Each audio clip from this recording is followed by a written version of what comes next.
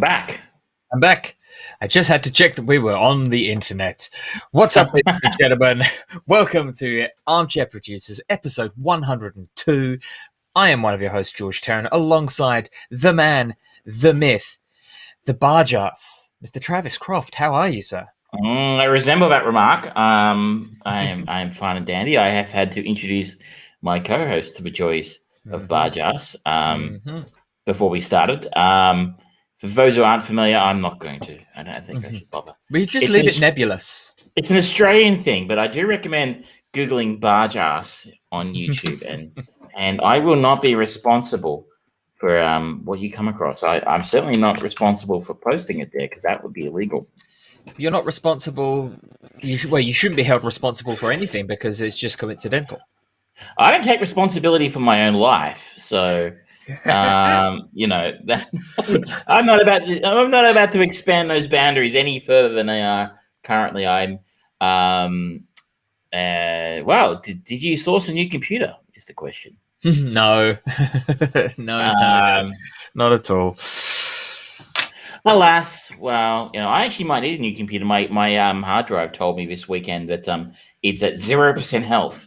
So okay, I could disappear at any moment. So just enjoy it while you can, dear listeners. Well, that's the reason why. Well, there are multiple reasons why I need a new computer. Firstly, the one that I'm currently on, it's got this camera on it, which is a USB camera. But when I run it and stream, I think I could sear a good quality blue steak on the keyboard to the amount of heat that comes off of it. Wow. And it can no longer act as a laptop because as soon as you take the power off, it just goes and dies. And the other one just turns itself off for no reason randomly. And even if it is connected to the mains power, it still just goes, nah, I got to turn off now. So things are going well. So if anybody out there happens to want some free advertising, watched and listened to by almost nobody. Almost, but there are two people watching right now. And two people, and the Russian bots. Yes, always the Russian bots. We've been for sale since day one. If you want some Contra advertising, we will plug the living fuck out of your business if you can get George a new computer. Yes. I don't even need a new hard drive. I've already got I have a backup computer. I actually own it. Actually own something. Oh, well, I am actually believe it or not, I'm actually starting university again on Monday. So I need to be hip and with the kids, and you're not going to roll up to university with a 17-kilo fucking gaming laptop. That would probably, I don't know, that would probably be awkward. You could say that it's retro. I could. I just don't feel like there's a whole. I've been waiting quite a while now for those big floppy disks to make a comeback, is like records have. The actual physically floppy ones. I don't know what are they, 5 1/4 inch. Yeah. Those big ones that we used to use when we were kids, and I'm like, they haven't just vinyl is going from strength to strength, but 5 1/4 inch floppy disks are still, a persona non grata in the technology world. I don't know that retro has a great deal of appeal in the retro world. I'm going to be using a pen and paper though. Yeah, I'm waiting for HD DVD to come back. It's sure to happen. Yeah. It's sure to happen. It'll happen. Blu-ray's days are numbered. Mm-hmm. It's still good. It's still good. Introduce the show, goddammit. This is the Armchair Producers, ladies and gentlemen. Last week, we talked about the 2000 movie directed by Sam Raimi, written by Billy Bob Thornton, starring Cate Blanchett and a number of other talented actors in The Gift from 2000. We are following on in our chain movie sessions. We're following J.K. Simmons from that movie into the Oscar-winning 2014 movie Whiplash. We also have episode 7 review of WandaVision. I don't know if Travis watched it, but I will be talking a little bit about episode 2 of Clarice. That not so much. Travis went to the cinema to watch Promising Young Women. Meanwhile, I watched a new Netflix offering, 2067. I caught some of that as well. So okay, there we go. we're We're gonna, syncing up a little bit. and is absolutely not deliberate. So let's get right into the show, shall we? Let's talk about Whiplash. Now, this was the first time that you've ever watched Whiplash. Am I right, Travis? This is correct, and I figured I'd seen some clips of this film a few times. Of course, the famous "Not Quite My Tempo" scene. Oh, yes. And that had kicked around a few times. So maybe at the Oscars last year or something, they might have shown it. It's just sort of an acting masterclass kind of thing. And I kind of thought to myself, every time I see that scene, I'm like, oh, I really should get around to watching that at some point. And it just hadn't happened until I saw the opening last week, and I decided to take it, which is quite a sacrifice on my behalf, because I could have followed Gary Cole to Office Space, which is one of my favorite films. You did sacrifice a great deal. But I have seen that many times. And I am terribly glad that I chose Whiplash. This is an exceptional film, in my opinion. I was absolutely transfixed for the entirety of the 1 hour 46 minutes this film runs. I was never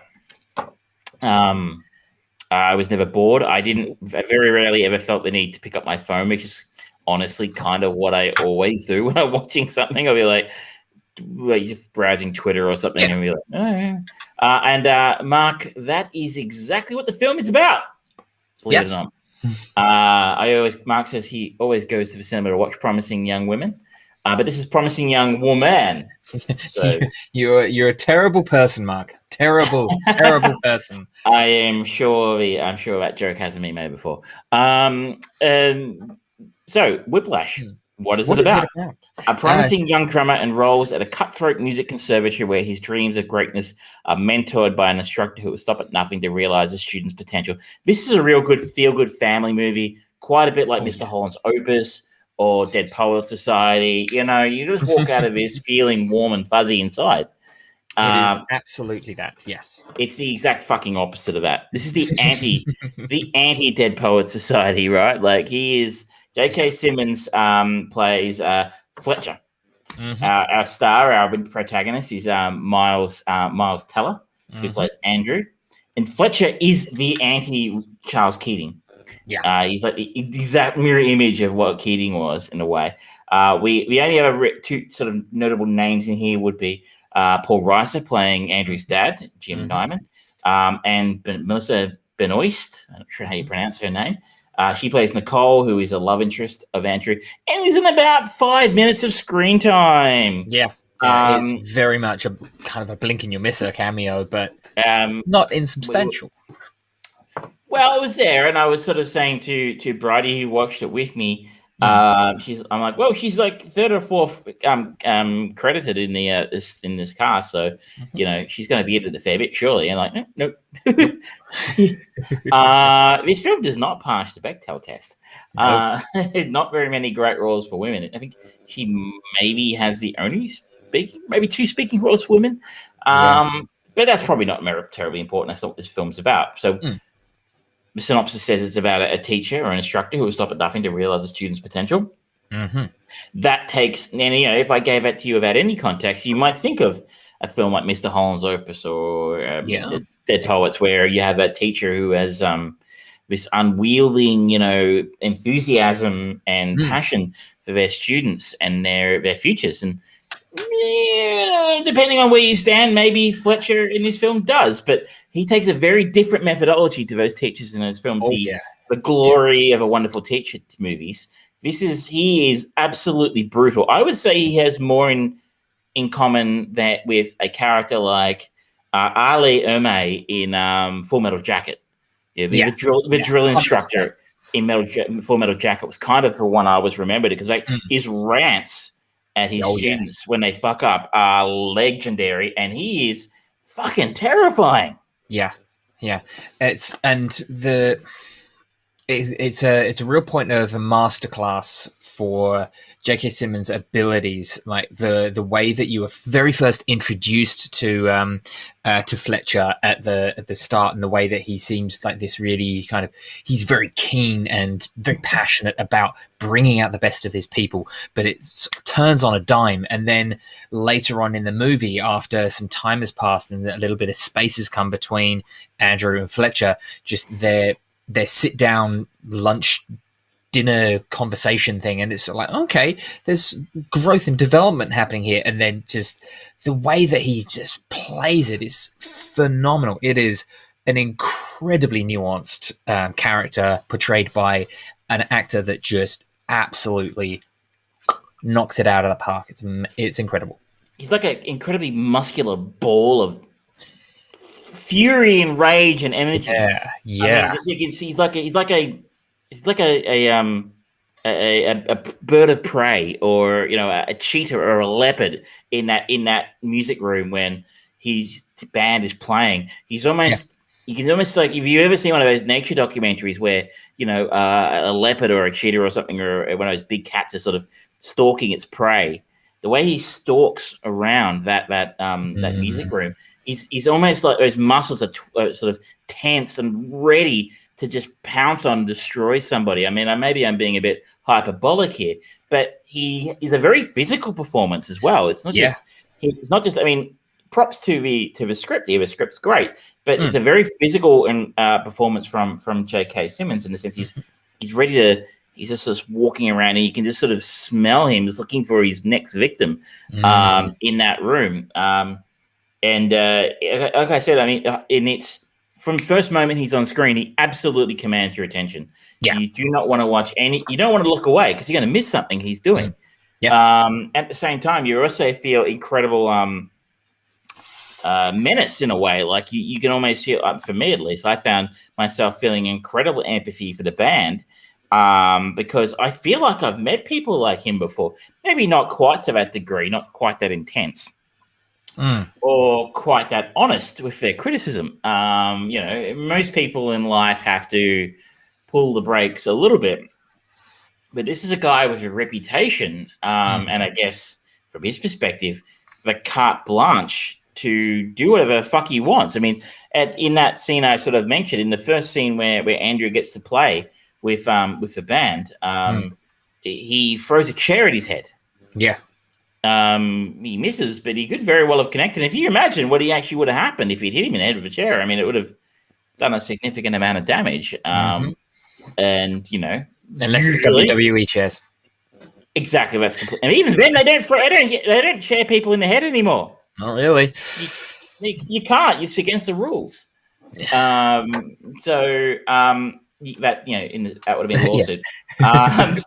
So it's but I feel like, I guess what really resonated with me is I've worked for some genuine cunts in my lifetime.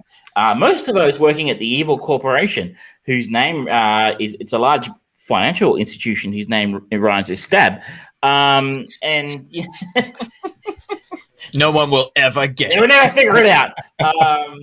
But it's I've worked with some genuine A-grade cunts at that organization in my life. When I worked there, just almost coming up on my 5-year anniversary since I've got out. But when you basically are walking on eggshells the entire time in my life when you were at work. In these guys' world, it's like when you're actually doing this thing you love, you're playing music. They're on eggshells the whole time, because one small mistake, and he's going to come down at you like a ton of bricks. And he gets, for someone, they all seem to have a great deal of respect for him, so that can completely destroy you when that happens. Well, that's it. It's a fascinating kind of analysis of the power of reputation.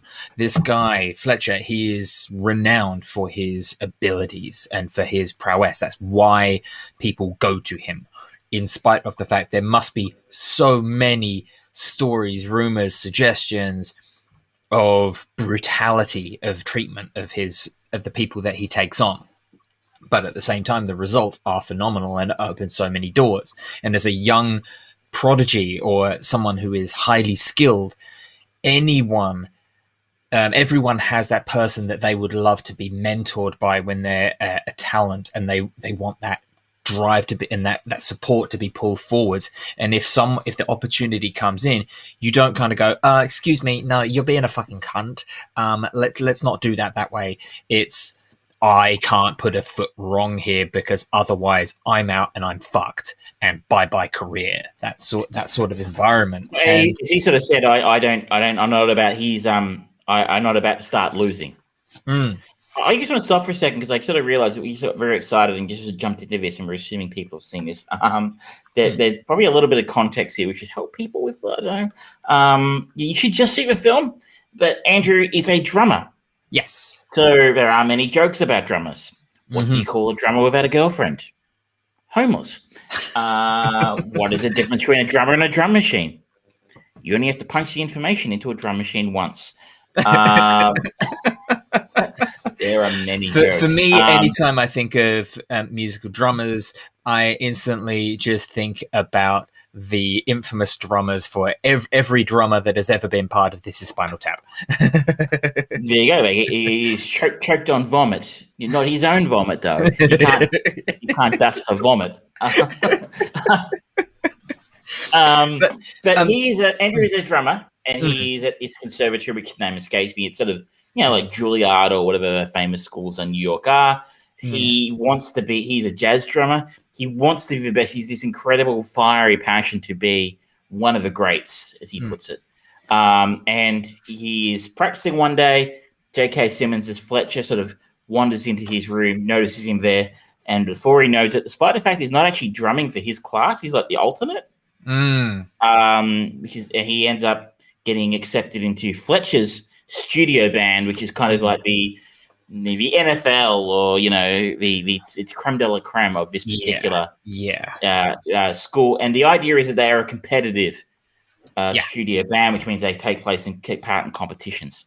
And that is where Fletcher sort of says things like, "I'm not about to start losing. I'm not prepared to take accept failure and et cetera at that point." Exactly. Yeah.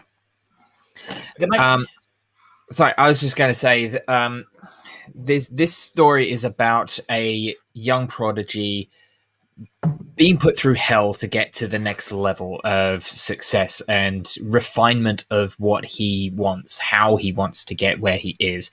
And in many ways, I kind of feel like it's a bit of an allegory of the acting relationship between Miles Teller and J.K. Simmons here, because J.K., we've already said, delivers a true masterclass of acting. And Miles Teller, he was coming off of the fairly popular kind of indie movie, Spectacular Now, where he got a lot of... great, by the way. If you haven't seen it, do check that out. I have not seen it. It also gives you a chance to see what Shailene Woodley can do when she's not in one of those fucking horrible preteen movies.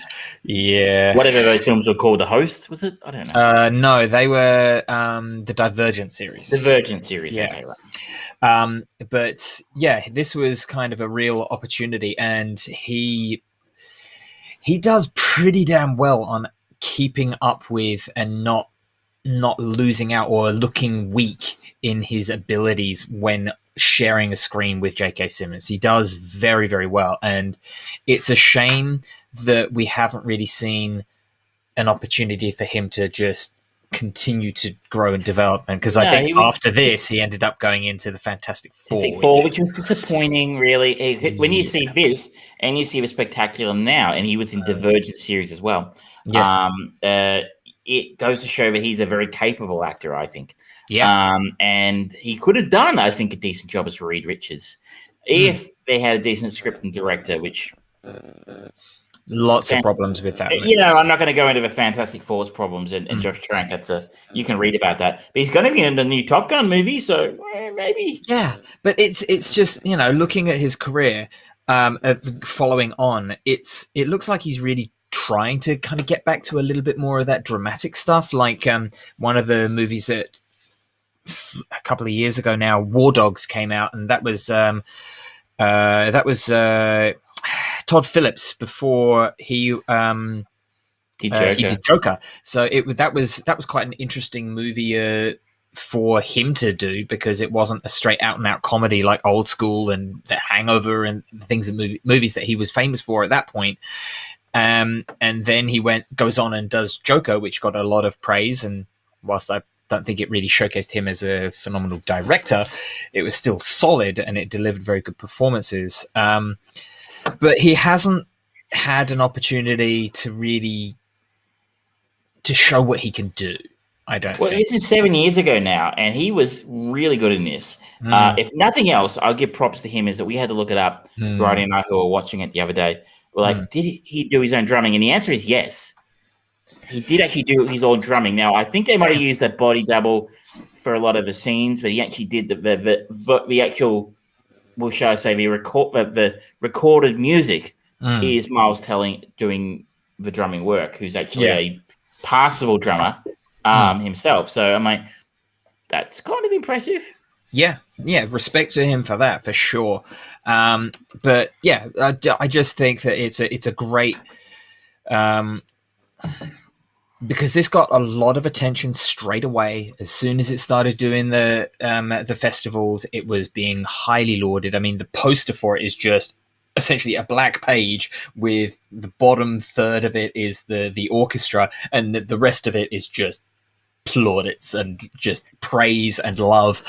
And he delivers a really great performance as well. I think this is a strong movie on every level because the direction is really good as well. And it's written and directed by Damien Chazelle, who probably his more notable work in a way might be La La Land, which he wrote and directed as well. Probably, unfortunately for him, more famous for the fact of, the fuck up at the Oscars that they read out the wrong film. He also wrote and directed First Man.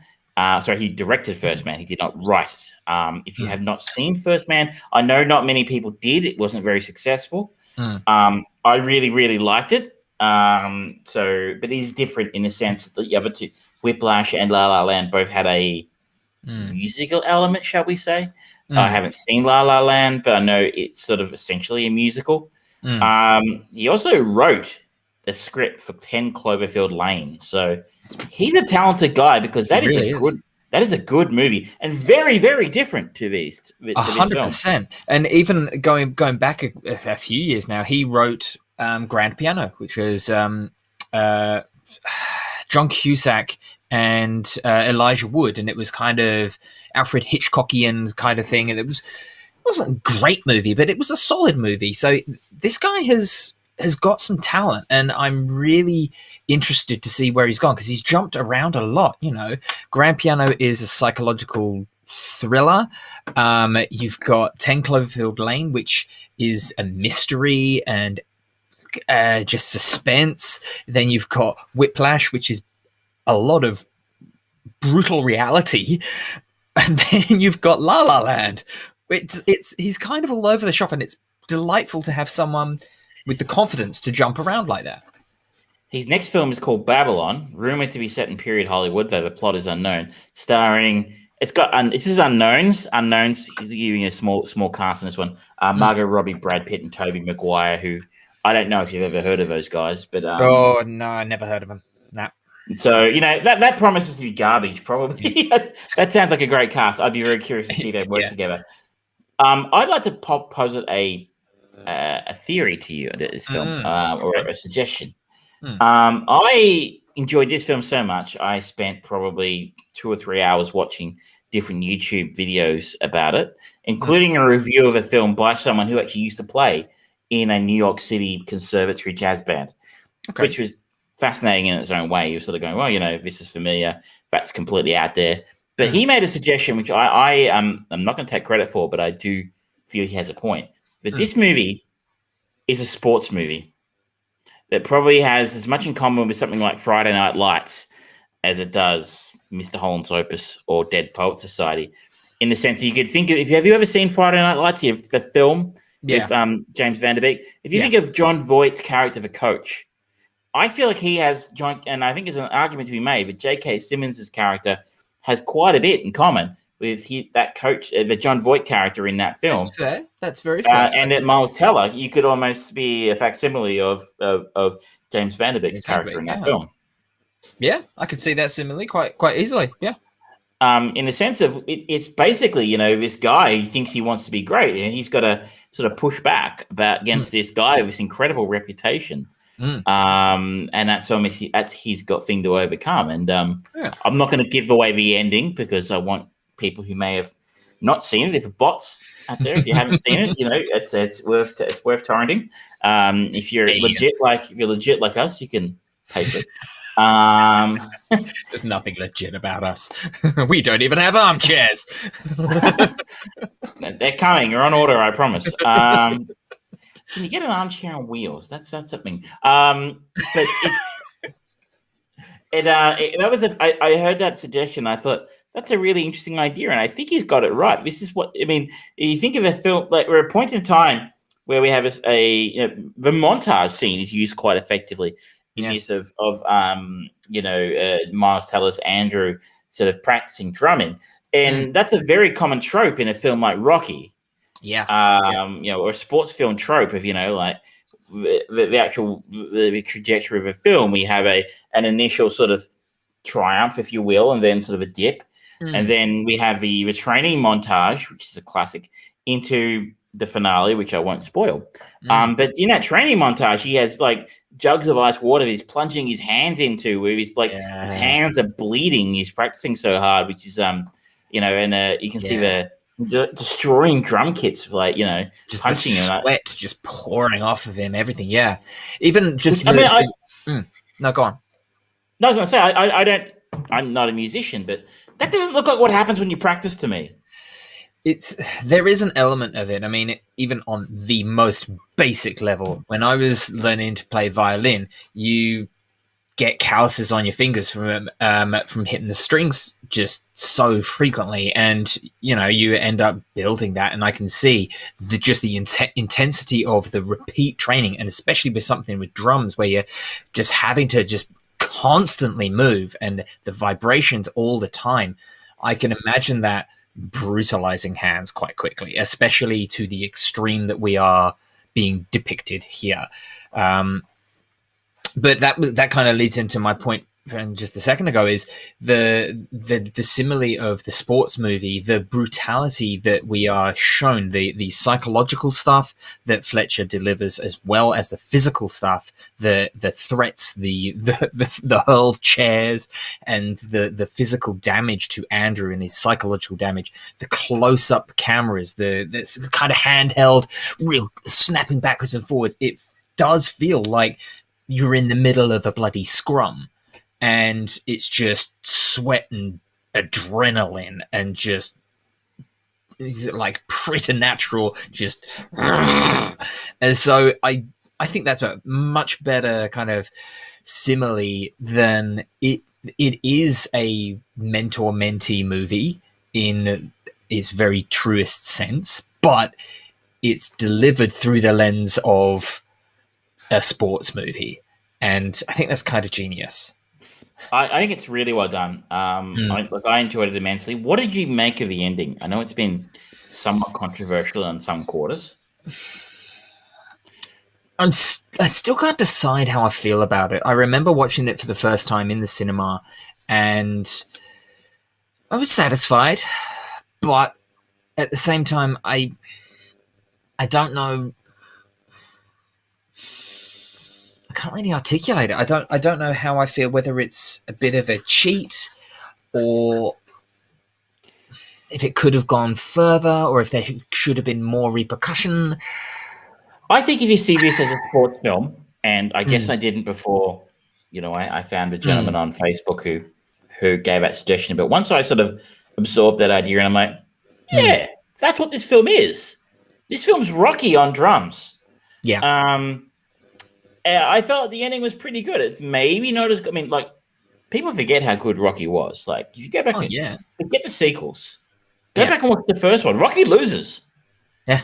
And they actually fucked up. The film was so low budget. They actually got the paintings of the boxes in the final scene. They got the trucks on the wrong boxes. You watch it again, you'll see what I mean. Like it's just ruining it for people now, Travis. Not only is the film like a classic low sort of underdog overcoming, the obstacles. That the film was an underdog story getting stolen to make it. And I feel if you think of this film as Rocky on drums, I feel the ending is perfectly appropriate, and I actually really enjoyed it.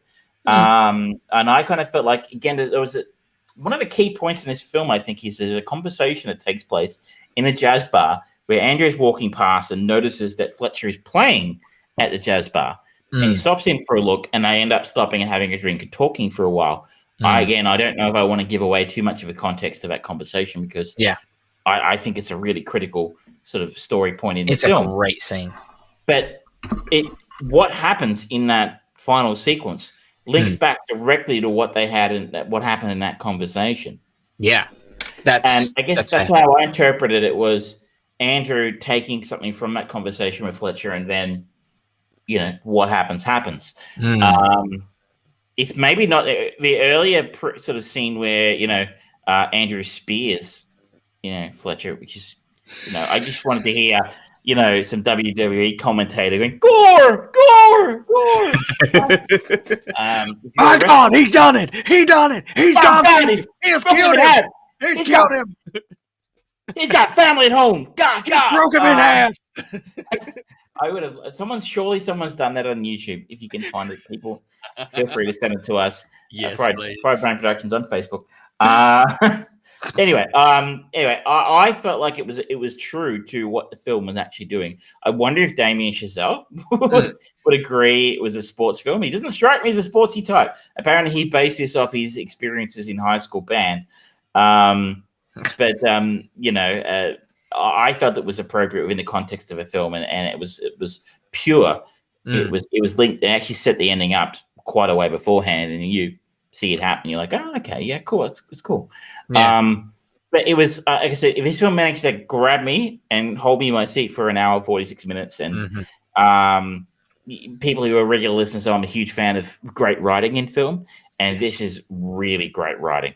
Yeah, every single element of this movie is on point. The music that goes with it is great. The fact that it's kind of that jazz, that chaotic music with the kind of the rhythmical going into these solo moments where it's just all over the place. It's a character in the movie itself, and it is a depiction of the characters in the movie. The way that you get these close-up shots of Fletcher just screaming at Andrew, and the brutality in Andrew's face as he is just bleeding and in tears and his hands are shaking. It's all on point. It all serves to tell the story, every single element, and it's fantastic. I love it. It's probably one of the better. It's probably one of the best films I've seen in the last couple of years. Not that there's a lot of competition right now, as you'll find out later when we get on 2067. But I think it's your turn now. If you've got nothing else to say about Whiplash, and you're gonna hand over the steering wheel to my co-host. So I was tempted to pick The Spectacular Now, because I have not seen it, but I decided to go a little different route, going for movie from 2017. It's by Joseph Kosinski, directed by, and he was the guy who's directing the new Top Gun movie that's coming out. He directed Oblivion, and he directed Tron Legacy. So he's definitely more of a style over substance director from the stuff that I've seen so far. But we are going to a movie which co-stars Josh Brolin, Miles Teller, Jeff Daniels, Jennifer Connelly, James Badger-Dale, Taylor Kitsch, Andy McDowell, in a based on true story. This is Only the Brave.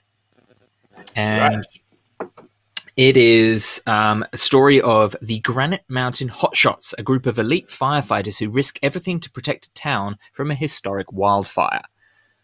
Well, we haven't done anything like that in a while, so I figured it was a bit of change of pace. I mean, sure, if you want to tune in next week, the chain movie conversation should take 5 minutes. It has a good rating. It has a 72 Metascore. Exactly. So you haven't seen this, I'm sure. I haven't seen it. And neither have I. I think I almost saw it in the cinema once because there was nothing else on, which is probably the only reason anybody would go and see something like this. But Potentially, it could be pretty good. I mean, Josh Brolin's a wonderful actor. Jeff Bridges, an Academy Award winner. Jennifer Connelly, Academy Award winner. Taylor Kitsch has been in movies. He was very good as John Carter. We both like John Carter. You and I, let's see, John Carter Appreciation Society. John Carter fanboys. In this group, I liked that movie. It is available if you like to watch along with us in Australia. It's available to rent from the YouTubes, the Google Plays, and the Amazon Primes. Not a fan of Amazon Prime doing rentals. I pay for a subscription. True. Fuck you. But their subscription is also cheaper than everyone else. Yes. You want to watch along with us? So that will be our chain movie for next week. And of course, there are plenty of options to go on from there as well. It is an opportunity for us to go to Requiem for a Dream. I was going to say, you are just making it far too obvious that Andy McDowell's in this film. Yeah. Groundhog Day awaits. Or The Legion of Greystoke. Oh my God, I haven't seen that movie in a long time. Her dialogue was dubbed by Glenn Close. They didn't like her accent. Wow. Why do I know that? That's pushing something useful out of his head. I could remember where my keys are. I can't. But I remember that Andy McDowell's dialogue was dubbed by Glenn Close because they didn't like her southern accent. So there you go. Wow. You would have thought that they would have kind of cued in on that maybe a little bit sooner, like when they cast the audition? Yeah. Yeah, well, maybe it was in test screenings or something. I don't know. Who knows? Ours is not the reason why. But it is our purpose to move on to our next regular segment. It is our review of episode 7 of the Disney Plus show WandaVision. And we might get an interesting one here because you texted me on Friday night and said, this is the first episode of WandaVision I haven't liked. So this one has got, at least to this point, it has got at the end of the episode, we have the reveal of the big bad. And I disagree. Well, I mean, I think we haven't quite seen the big bad yet. I think she's a henchman. I would agree with that. I feel so. Let's take a step back. Let's give people a conversation. Let people know what's about. Yes. So episode 7 is called Breaking the Fourth Wall, and we are getting ever closer to current day styles of TV shows. It feels somewhat from the era of Malcolm in the Middle. If Malcolm in the Middle was last week, this is 100% Modern Family. Yeah. And that was part of a reason. The only thing I didn't like about this episode, to be upfront, was that because I hate Modern Family. That's a very fair point. Yeah. I think that it was an interesting choice. I hope that there's a bit more reasoning behind it beyond just the reveal of who it was all along. But I was absolutely fine with everything until that end. And while it is overall very fitting with how they're doing everything, I just think that it was kind of lazy, and I want to go back and rewatch all of them to see if there are any better hints going through that you just missed. If there are, then I'll really appreciate it. Like when we first see Evan Peters turn up at the door in episode 5, I think it was. I want to see if there's a little bit of color behind him. To link it in, if there's little color points or bits like that. Otherwise, it just feels a little bit hackneyed to me, and it's annoying because this show has been far more intelligent about how it's introduced everything and how it has progressed the story. This feels a lot more kind of smack in the face, and they've proven that they could do better. It is. I'll pay that, but we should just. I'm going to go spoilers out here. Spoilers. I'm just dropping the strides. Spoilers are hanging out there for everyone to see, as ugly as they may be. If you haven't watched WandaVision yet and you want to watch WandaVision, we have a spoilers thing up. 5, 4, 3, 2, 1. Spoilers. So I have no idea who Agatha Harkness is. Neither do I as a character. I have literally the Marvel Encyclopedia. You've seen my copy of my big hardcover Marvel, and she's not in there. Nope. So, I don't know if that's because she's super new as a character in the Marvel comics universe, or whether it's just there's some other reason for it. But she's not in there. And so I'd never heard of it, but I've been hearing the name since the show started, basically. Fanboys have all been like, oh, that Agnes is Agatha Harkness, Agatha is Agnes, blah, blah, blah, blah, blah. So in a way, it was a little bit disappointing, only because I've been reading articles and comments on news stories now for a month and a half going, oh, she's Agatha Harkness, who is a bad person and a witch and blah, blah, blah, blah, blah. And so when they kind of revealed that's who she was, you're like, oh, okay, everybody was kind of assuming that's who she was anyway. Yeah. So, I mean, I guess, I'm not counting that against the creators because they weren't to know. I mean, unless, Bridie and I, again, have watched the entire 7 episodes together.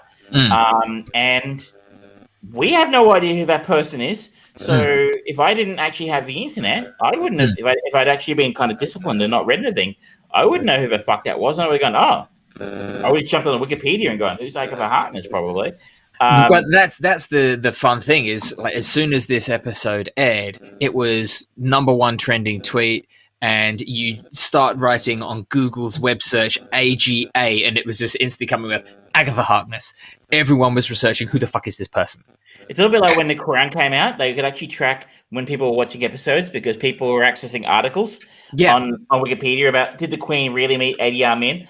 And, you could sort of track all this stuff through time and people were getting onto the episodes. But so I'm not going to blame them for that because they've chosen a fairly obscure character in the Marvel Universe to be their bad guy. And as I said, I don't think she's the last word on this.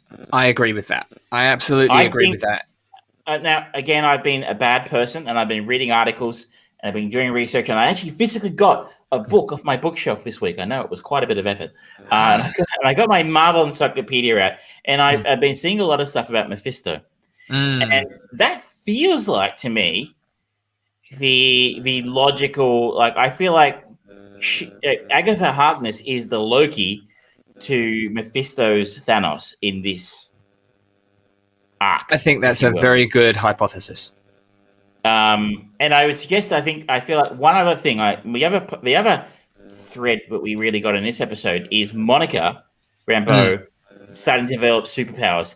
And I feel like it was an in-joke that we sort of learned about when she did a superhero landing outside of Wanda's house after breaking through the hex for the third time. And I feel that was a very subtle reference to had to be a subtle reference to Deadpool. Because that whole scene is like, oh, she's going to do a superhero landing. Which was like, the way that they revealed Agatha Harkness, it's like it was me all along, and just suddenly seeing these little bits. I feel like at the very end of this, there's going to be the end of this series. There's going to be a post-credits cutaway where you are going to see Deadpool just going, "She did it! She did it!" Yeah. Did you watch the end? Did you catch the post-credit scene of this episode? I did. Yes. So we get to see exactly what's happening with Quicksilver and Evan Peters there, and I'm happy to wait and see what happens. But I just don't feel like I feel like it would be very unusual for a show, as you sort of said, it's been as intelligent and as restrained as WandaVision to blow its load in episode 8 and have a laser fight for the next 2 episodes between Wanda and Agatha. There's got to be more to come. I still maintain that. No, go on. Sorry. And I'm putting on the record here. I think there's more to come on 2 fronts. From the villain side, Mephisto seems the logical choice. He's linked. I mean, like in the comic books, her Scarlet Witch's children were formed from fragments of Mephisto and became Wicca and Speed, which 2 kids came out of nowhere. So I feel like that would be a logical link for the villain side of things. I feel like this is also potentially a chance to introduce some new heroes. So we've seen some of that with like Evan Peters as Quicksilver, but I feel like this will be, I think, planning to see for the Fantastic Four. That's definitely one of the the last couple of days. Reed Richards has been referenced a lot on Twitter, and a lot of fan theories coming through that he may very well, or the Fantastic Four may be brought in, or introduced outside of the bubble for kind of researching this anomaly because of the Baxter Foundation that they're part of, and maybe they get their powers through this because there was also the new advert, which is again really fucking creepy for Nexus, and just very much kind of playing with that whole idea of reality. You get to pick your reality. It's not real, but so you pick another one and things like that. And if you do a bit of research into what the Nexus is in Marvel, again, it ties into sort of like storylines and threads with Mephisto and Agatha Harkness. I absolutely agree with you for both of those points. Word on the street is John Krasinski is in the Marvel universe. John Krasinski has signed for a role in MCU. That's a rumor, I could be wrong. I'm just basing it off internet scuttlebutt. But if you're going to try and and everybody knows they're going to do the Fantastic Four at some point. They are the first family of Marvel. They are royalty, comic book film royalty. And Fox did, the first one was all right, and they fucked it up. Nobody really liked it, but it did well enough. And then we talked earlier about the Josh Trank film. They fucked it completely. So it's got to be very tempting now that they own the properties that they've bought from Fox. To do something with them. And, X-Men would be the obvious choice. But if you've got John Krasinski apparently signed for MCU and you want to kick off the Fantastic Four, the first family of Marvel, make a pretty good Reed Richards. I think he would be good. He's at the right age where he's kind of Paul Rudding at the moment, where he's happily able to play a little bit younger than his age. He can play a little bit older. He's definitely got the gruffness and the maturity in the face where he'd be able to get away with having a little bit of the silver fox in his hair. He's very much proven that he's not just a comedy guy. He did great with his stuff. He's proven great as a writer-director. And even in Jack Ryan, he did really, really well delivering a far more serious leveled performance. So I think he's very capable of delivering any kind of feel that they want to go for, whether they do want to go a bit more of that tongue-in-cheek like the original Tim Story movies, or if they want to go a bit more gritty like Josh Trank tried to do in his. I think he's very easily got the talent to be able to stretch to whatever they need. That's just my thing. And I think there's also there are connections between some of the characters who are in there now. I think Agatha Harkness might have started out as a tutor or being involved in the Fantastic Four universe herself. Don't quote me on this, people. I read the article in on Wikipedia, but that's my feeling. Is we've got these elements there, and I think even if it's like the last 5 seconds reveal, right? And because we talked about this last week, we're going straight from this into Falcon and the Winter Soldier next. And will they be? Wouldn't it be cool if Falcon and Winter Soldier picked up straight after WandaVision? Yeah. Even if it's telling a separate story, even if they just go, geez, how about that Hex thing happening in New Jersey? Anyway, let's blow that thing up, right? Because that's what they're going to be doing. Anyway. Yeah. While this episode was kind of, it ended a bit with a bit of a sour taste in my mouth just because of the way that they handled the reveal. It was fun, it was entertaining, but they've done better. I still hope that they do what I hope that they do. And my hope is that, in line with yours, Agatha Harkness is not the big bad, but she has been in comics. She has been a guide and a mentor and a trainer for Scarlet Witch. And I hope that she perverts the character to the ways of the dark side and they bring her into the dark side. And this is the genesis of Scarlet Witch Breaking Bad, essentially. And I hope that's how they end it. They end it with her still having a shred of goodness, because how it resolves, she manages to keep Vision alive and around outside of the bubble so he doesn't die. So there is this new hero, and they have this interesting literal relationship that they can play off and conflict because the two of them are coming at each other because they still love each other, but she has been kind of perverted by this alternative power, and she is, if they're using her as one of the Nexus people to be the thing that breaks Mephisto out of wherever he's being held, to reveal him to be the big bad for the next Avengers movie that they make. That's a cool revelation story for her, and it's far more of a justifiable story than the way that her turn from being a bad guy to a good guy in Age of Ultron, like we talked about last week, was handled. This gives it more time to breathe and give that better humanizing point of contact. So I hope so. Oh. It's still worth watching, right? Oh, 100%, 100%. And we've got 2 episodes left now. And apparently, if rumor is to be believed, the last 2 episodes are an hour long each. Which seems a bit odd, considering it's a Disney Plus show and they could have had as many episodes as they wanted. So I don't know why they're suddenly doing these hour-long episodes, but you know what? Because they didn't believe in it. Because they never believe in anything until they're proven wrong. Yeah, maybe. Oh, you want to make a show that's based on a sitcom? That sounds a bit shit. Oh, people love it. Oh, could you make us some more, please? I'll tell you what would be interesting is if episode 8 is done in the style of 24. That would be kind of cool, but it would also be out of sync with the kind of, moving forward. We were sort of talking, Brady and I were watching, like, where do you go after Modern Family? Well, what era was Modern Family? What kind of... Are they still making that god-awful crap? I don't know. 2009. 2009. So what would have been in the early 2010s? Would that have been 24? Because you know what I'd really like it to be? I'd really like it to be Curb Your Enthusiasm.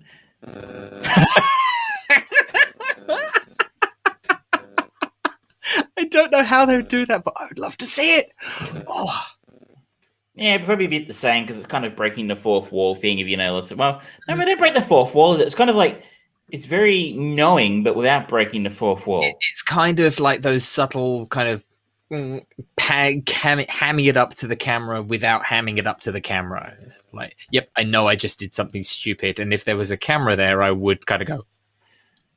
I just like if they had the Curb Your Enthusiasm theme. Like Agatha Harkness sort of locks a Wanda inside a magic cage, and they just have a that sort of music that the Larry David sort of theme. It'd be fun. But I'm excited to see where it goes, and in Marvel we trust. Yep.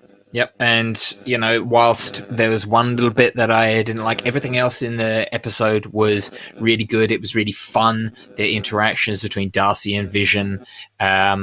So I'm still very much on board. I have a vote for Darcy and getting her on TV show with what's his Agent Wu.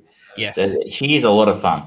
Yeah. And that's another nice little nod that I saw online of Agent Wu. And if they were in The Office, as he played John Krasinski's character in The Office for one episode. That's a nice little nod. It's a very incestuous world. It really is, especially when you get into the Disney stuff. Everyone's in there eventually. Christian Bale is shooting his role currently in Australia. As the bad guy in Thor and Love and Thunder up in northern New South Wales, I think, up near Byron. Everyone ends up in there eventually. How long until Leo and Brad Pitt end up there, Well, they already got Matt Damon involved, so I think we'll probably see Brad Pitt next, followed by George Clooney, then Leo. He's done a comic book film. Yeah, but he hasn't done a Marvel film. True. Yeah. Well, that experience might have burned him. Would you go back after that? It's a very different landscape for superhero movies now than when he had, latex nips.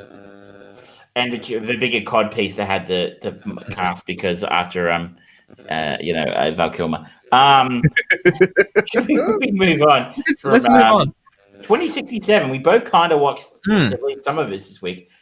This is another Australian genre film. We talked a little bit the other week about Occupation, which is a Australian sci-fi film, which has actually done well enough on Netflix to have a reasonably high budget sequel produced and actually come out at cinemas in Australia. This one popped up on Netflix this week, I think. And again, is a Australian-made science fiction film. One man's journey to the future to save a dying world. The only notable cast members here would be Cody Smith-McPhee, who played in the Road, if you remember back that far. He was also Nightcrawler in the more recent X-Men films. He was in Let Me In, the American remake. You also have Ryan Quanten in this, who is a moderately well-known Australian actor. Was in True Blood for a bunch of years. It's probably his biggest known role, I guess. He's done other Australian stuff, and the other one here from an Australian perspective is Deborah Mailman, who is not really worked overseas particularly, but she was in The Sapphires, Brand New Day, Wolf Creek, and Offspring, which is kind of like This Is Us, but the Australian version. Okay. I think I never liked it terribly much, but The Secret Life of Us as well in the early 2000s, which was very popular. Okay. Bars were literally held watching parties for The Secret Life of Us. I never went to one, I promise. I didn't go. I just saw it in the paper. I didn't go. You would just end it. It just so happened to be in that bar at the same time. It was on. You left as soon as you realized. And they started crying, and then I started. It's directed by Seth Larney, whose background seems to be mainly in visual effects. Yeah. And can I just say straight up that if this isn't an advertisement about why you shouldn't give visual effects guys the director's chair, I don't know what is. Because I watched about half an hour of this and I was like, fuck this shit. I have absolutely nothing to do tonight, and that's a more useful use of my time than watching this crap. So this movie, it's a complete mess. From the narrative storytelling through to the performances delivered, the way that it's presenting its information, just everything about it just doesn't feel right. Cody Smith-McPhee, he's an unusual looking dude, and he's only 24, but he still looks very young. They gave him he grew a mustache for it, and it just doesn't really fit with the way that his character is shown. There's elements of the story that are just thrown in there because it's like, oh fuck, we need to explain this, and there's just lots of diatribe, and it's like, okay, you clearly haven't actually worked out how you're telling your story, and that's always the case when someone tries to tell us a time travel story and try to make it interesting and compelling and unique and make you wonder, oh my god, is this going to happen? Is that going to happen? They overthink it and they just make it difficult. And this is a kind of product of its own failings, and none of it makes sense. It's quite a pretty looking movie. It looks quite nice. It's shot. I agree with that. The effects are reasonable for an Australian film. I mean, they are probably a little bit of an Occupation, which we watched the other week. And I was watching, going, it looks good. I can tell. When I was watching it, I thought, visual effects guy. Makes sense. It makes sense. Yeah, and they definitely, especially in the opening kind of 15 minutes, where they really try and nail home as hard as possible just how bad the Earth has got and how kind of grungy, Blade Runner-esque, cyberpunkian it's gone, with everyone having to walk around and people setting themselves on fire. It's in commiseration of the anniversary of the last privately owned plant on the planet and things like that. It's like, okay, you're trying to tell some interesting environmental storytelling here, but it's ham-fisted, and a lot of this doesn't actually end up going anywhere, because after half an hour you suddenly go whoop, forward in time into a jungle, and it's like, okay, so a lot of that narrative storytelling you were putting in there was interesting, and you did nothing with it, and you just killed it off. And it's like, okay. I guess to play devil's advocate, I guess the idea here was to say, here's the starting world, and it looks shit house. as is how horrible life is right now, Mm. let's skip forward. God knows how many years, I don't remember. 407. And you can jump forward and see how much a contrast of the fact that there are no living plants in whatever year it is, and then 2067. Yep. I'm guessing. Nope. 2447. 2067 we started, right? Yes. So we see where there's no plants, and when we cut forward 400 years, and all of a sudden he's surrounded by plants. So Yes. I guess they're going for a yin yang kind of thing there, and you can sort of see a couple of moments there where he's like going, "What is all this stuff?" He's like he wakes up on the forest floor, and there's all that dried foliage on the ground, and he's like, "Oh, what's all this shit?" And you're like, "Hey, man, it's just some dried leaves." When you go, "Oh, well, if he lived in a world where plants were unique world for him, and I will pay credit to the whole sequence of him being flung forward in time. It was a cool visual idea, and the extreme close up of his face as you see the reflection of stuff in the visor going past him, and him just screaming and being terrified as stuff is charging towards him, and the clouds just splitting and stuff.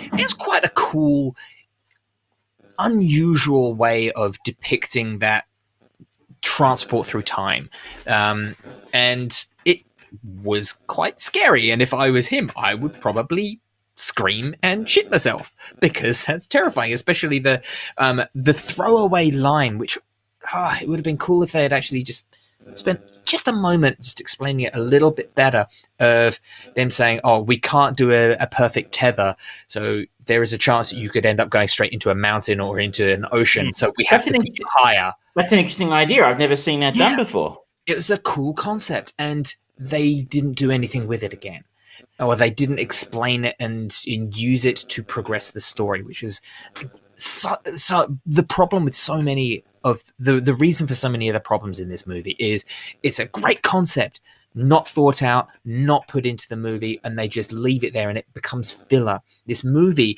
it's not a long movie, but it feels long. I was like, wow, this is half an hour, 40 minutes of this shit. I'm like, I was like, no, I really want to hang in there. I want to see where this goes. I really want to give this a chance, because I like genre films. I like science fiction movies. I like time travel movies. I like end of a world movies. This film should be right in my sweet spot, but I think I was out. I mean, initially I was like, Cody Smith-McPhee. I remember seeing him in The Road and Let Me In, and I thought, yeah, he's a decent young actor. And go back and watch. If you could go back and listen to our old shows, maybe you can. I don't know. I wouldn't recommend doing it. Pay no attention to the man behind the curtain. I remember giving him a bit of praise that he was a very promising young actor. And the thing is, two things. One, he's not very good in this.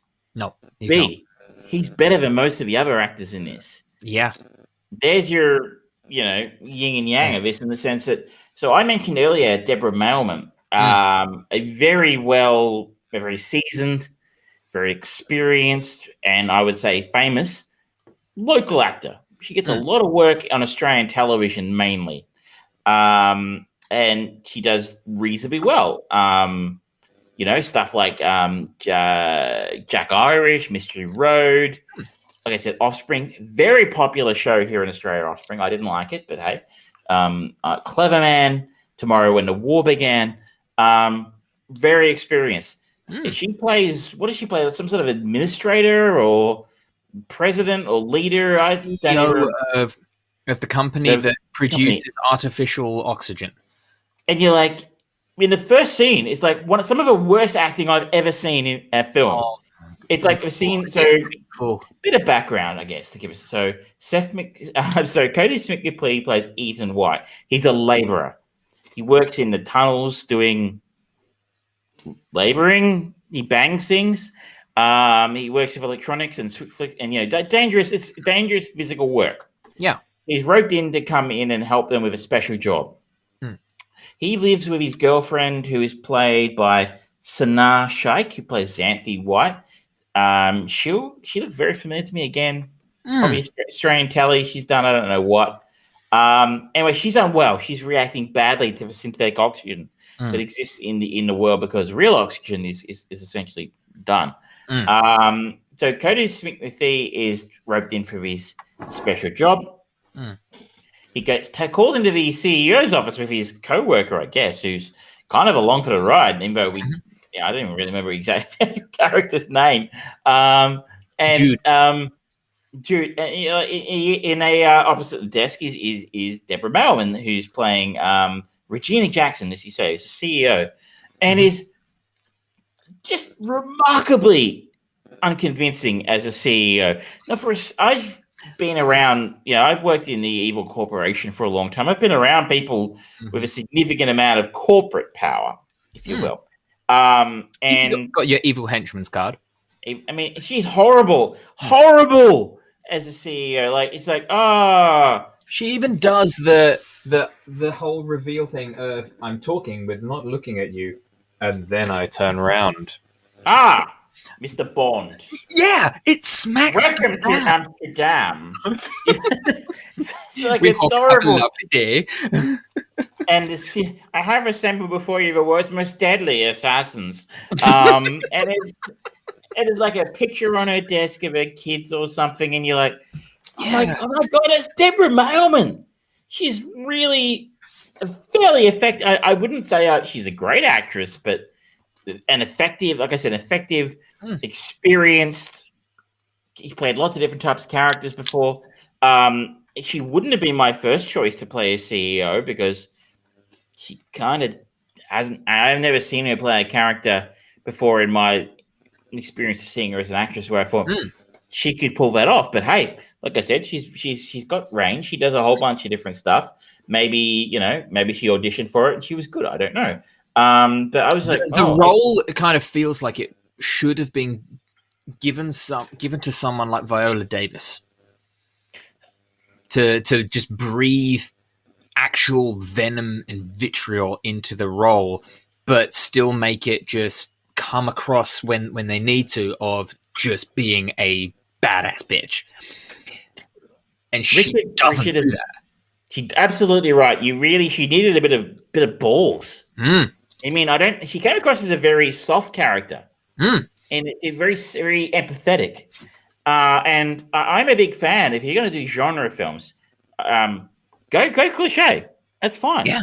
I mean, like, we have expectations when we go into these things, and like, if you're going to have a CEO, role, go the arsehole, go the hard ass bitch. The softy, empathetic, let's all sing Kumbaya and talk about our feelings CEO, that kind of vibe that came across from her character in this. I know I'm not focusing on this, but I think it says something to me when you get such a seasoned, experienced actor as Deborah Mailman in, and you let them put in a performance as horrible as this, where Cody Smith-McPhee is acting her down the street and back again, when he's probably got one arm tied behind his back. This is not a good performance from Cody. No. If he's doing that in such a bad performance himself, that's telling you something that this as a director who doesn't know how to get good performances out of actors. He's probably very good at computer graphics and CGI and explosions and that kind of thing, but he has no fucking idea about how to work with actors for me. And that really put me on the back foot at that moment. I'm like, oh, that's horrible. I'll tell you something though. Watching this movie from point A, it feels exactly like a genre piece Netflix movie. So many of the sci-fi, highbrow concept idea movies that Netflix have produced and brought out feel exactly like this. They've got that pretty good look to them. They're visually okay, visually fine, and they'll have one or two known names in them, not necessarily big stars, but sort of, I remember them from such and such. But then there's too many ideas happening. None of them are completely thought out and processed. None of them are satisfying. The ending is not satisfying, and you just left kind of feeling, wow, that was as we said so long ago. That was a B movie. That was direct to video. And every time Netflix bring out a movie of this caliber, it just highlights how much they are way more invested in delivering good quality TV content rather than movies. The movies are the things that just seem to be giving them that quick cash, quick turnover. It's like, all right, you've got 3 months to film this. Get someone in. We can throw a bit of money at this name so that we can market it towards fans of them. That'll give us money to put another season of Witcher out, or another season of this or that, where they are investing more time and money. We've been saying it now for a couple of years, but Netflix has become the direct-to-video of the 21st century. Yeah. This is the kind of film you would have found buried at the back end of a new release section of Video Easy in 2002. Yeah. And you would have gone through all the copies, of Zoolander. They were all out. Yeah. They were gone. And you're like, this is the last one there. The back end of a row of new release. You'd be like, it's got that guy in it who was in that film last year. He was in X-Men. Maybe I'll check it out. Can I just read this out for a second? It's on IMDb in the Goofs section.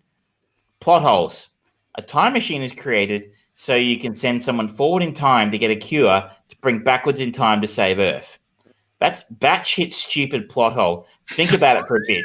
If you don't get it, you're one of the writers of this stupid movie. I know. There's so many. Without even, I instantly turned off my brain of thinking, okay, there's going to be something scientifically kind of, at least like the Chris Nolan style of legitimate science adjacent. This just throws it straight out of the window. It's like, it was. The whole concept is, we can't fix it, so we'll ask our future selves so that we can fix it, so that they then exist. It's a paradox, and it's a dumb one. Yeah. I mean, I didn't even get to that point. I was just the acting and the writing was so bad, and I was so bored. I think I chose staring out the window at my back fence over this film. And I think that tells you a lot, because like I said, it's exactly the kind of film I would normally like. Yeah. Yeah, this was not a good movie, but I felt compelled to actually watch something that was current. I'm kind of, and this film would not get the kind of billing, in a sense. It's kind of, there's a Netflix billing, right? Like it gets the front screen. Yeah. If this were non-COVID times, that would be occupied by something higher quality, I would imagine. I reckon you'd hope so, but there's very little to even enjoy in this, and it's an hour and 54 minutes long. It doesn't actually explain its story well. It keeps on having to go back and kind of go, oh shit, we've just revealed this in the future. We need to explain it in the past, and then that just keeps on happening. It's like, no, you clearly rushed through the story construction of this. No one stopped and just read, wait a minute.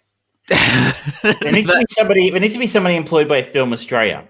And their job needs to be to go around with a rolled up newspaper and whack visual effects supervisors who worked on the Narnia films over the and go, no, bad screenwriter, bad. You have not learnt your lessons yet. Go and stand in the corner. This was hard work. All right, so now with just a quick shout out, hello Richard, and it's nice to hear that you're up to date with WandaVision, hooray! And he actually got to fucking watch something. I can't wait to see what Ned Stark is going to do in Game of Thrones. I only watched the first episode, and I bet he's going to do great things. Is that Sean Bean? Yeah. Oh well, yeah. The fact that it's Sean Bean, you know what happens to him. I was going to say, wait until you see the George Costanza and Ned Flanders, Ned Stark crossover episode. It's next level. Spoilers, dude. Oh, yeah, I'm sorry. All right, now we've talked enough about a shit movie. Let's move on. Talk about a good movie. Promising Young Women, Travis. Tell me about it. Woman. Singular. Not plural. This I actually went to the cinema.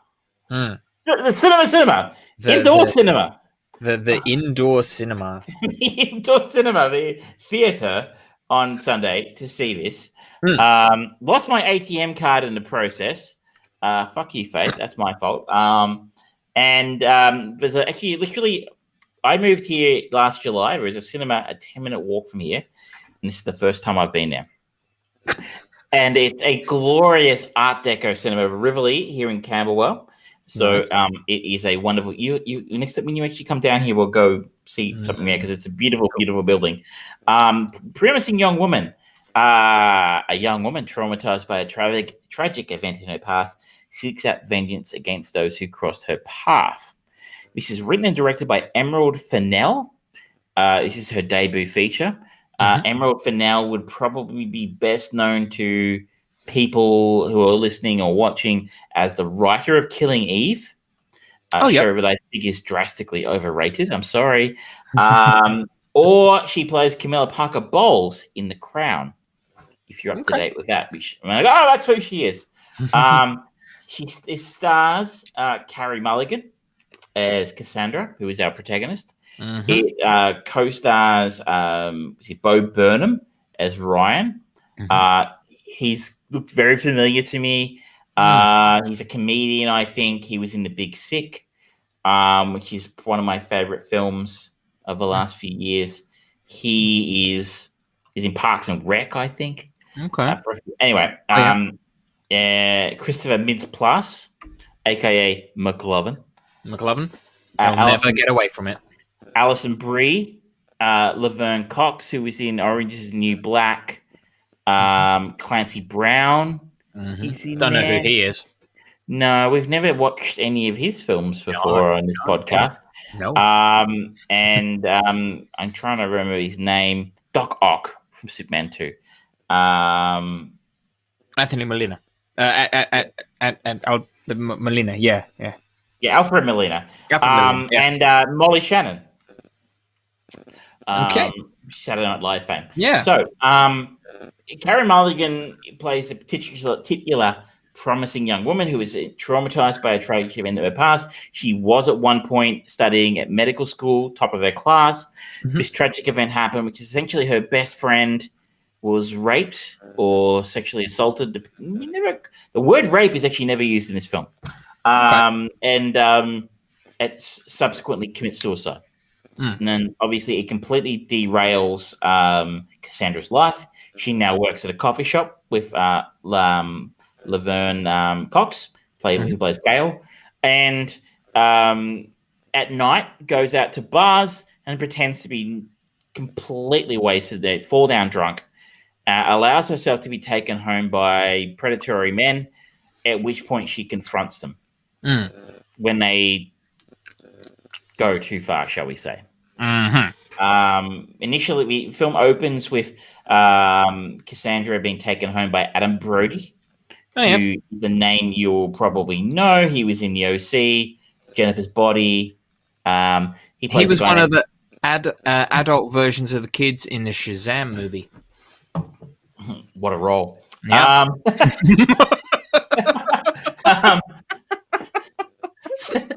He just made it his own.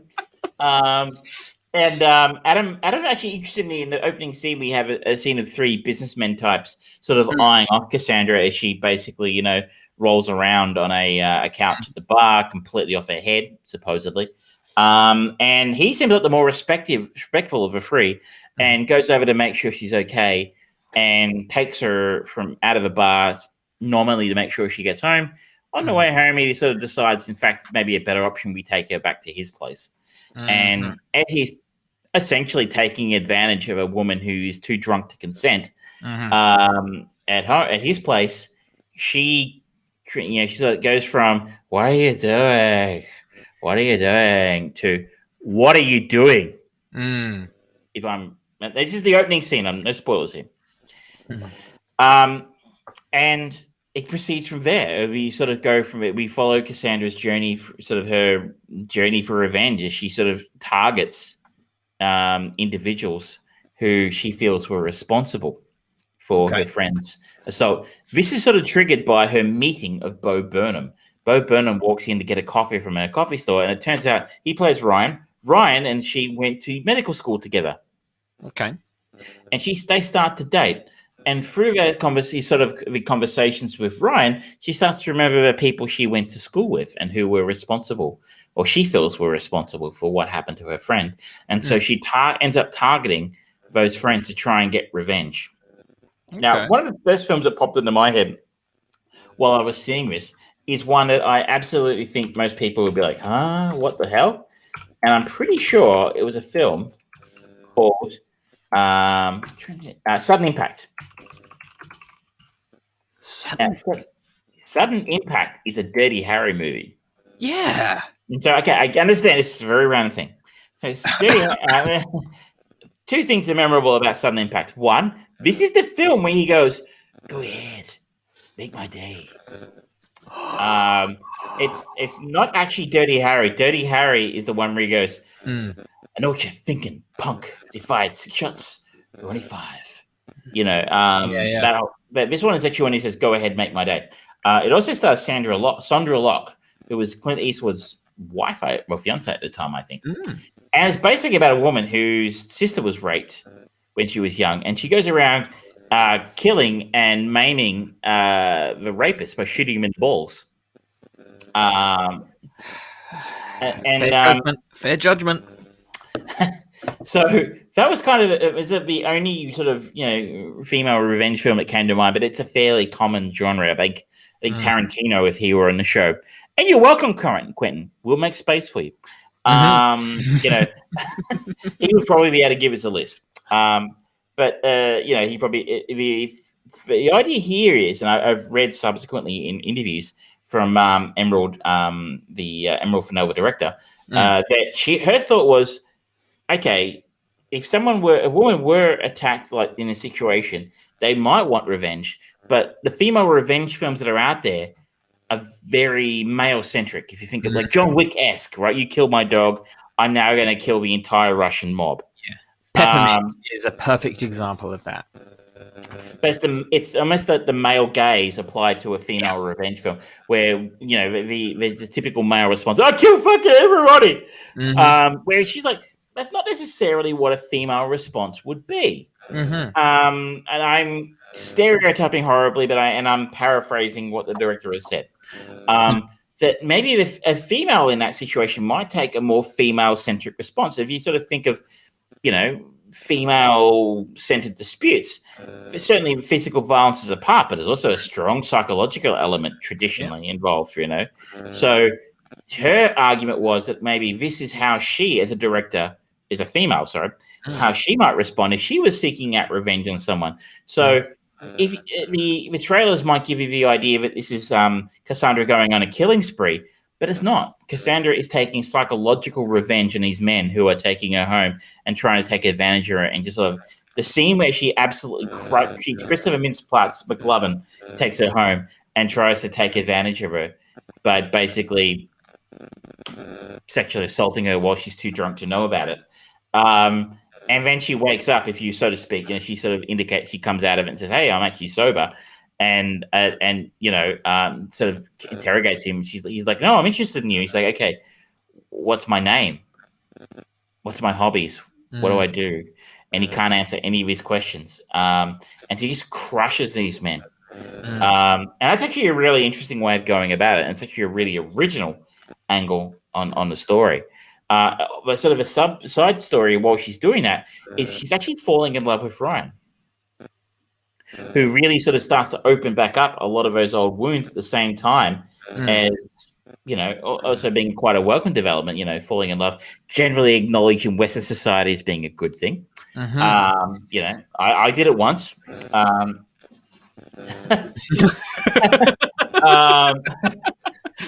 thought we weren't going to mention that, Travis. Did you get the roses? I did. I don't know why you sent them to me in the shape of underwear, though. Yeah. One of these days, you're going to lose me. I promised myself I wouldn't cry.